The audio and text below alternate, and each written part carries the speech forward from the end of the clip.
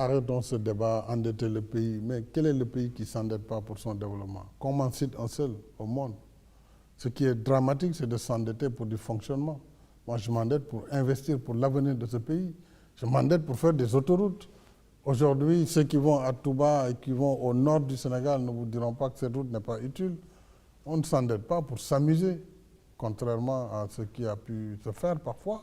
D'ailleurs, mon combat sur le plan international, c'est de dire pourquoi on nous plafonne, nous, à 70% de notre produit intérieur brut, pendant que les grands pays, tous ont dépassé les 120%, 114%, parfois 200% de leur PIB. Pourquoi nous, Africains, on nous dit non, vous ne devez pas dépasser 70% pour la convergence monétaire, etc. Parce qu'ils disent qu'il n'y a pas de transparence dans la gestion. Mais ça, c'est faux, c'est archi faux, et je m'inscris en faux contre de telles déclarations.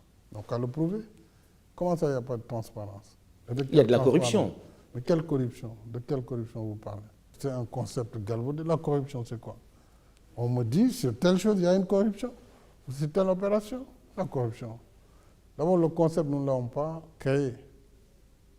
Corruption, abus de biens sociaux, ce n'est pas africain, ce n'est pas sénégalais. Nous l'avons emprunté.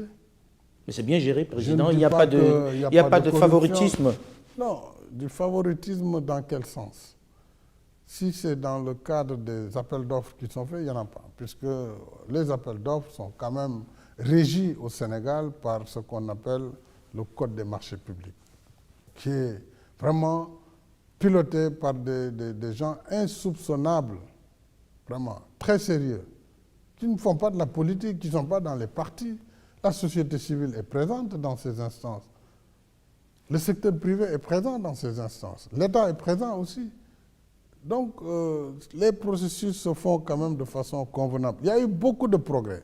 Si je considère déjà le Sénégal en 2019, le dernier rapport de l'agence de l'autorité pour la régulation des marchés publics, mais les ententes directes font à peine 23 milliards sur une enveloppe de plus de 2500 milliards. Vous voyez les rapports. Alors on nous dit, oui, il y a du gré à gré. Mais le gré à gré ou l'entente directe fait partie de la loi. Tout dépend.